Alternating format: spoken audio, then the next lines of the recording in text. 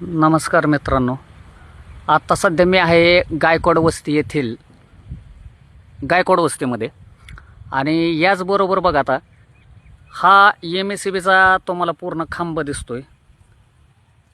हा MSCBचा खांब आणि याचबरोबर ह्या ठिकाणी खटका दिसतोय बघा.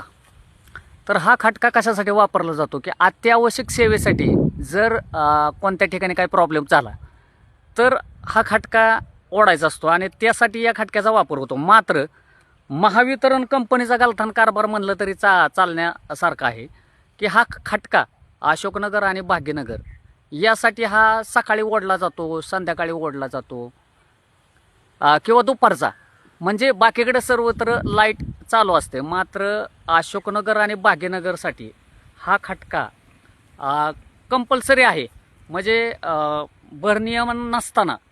मात्र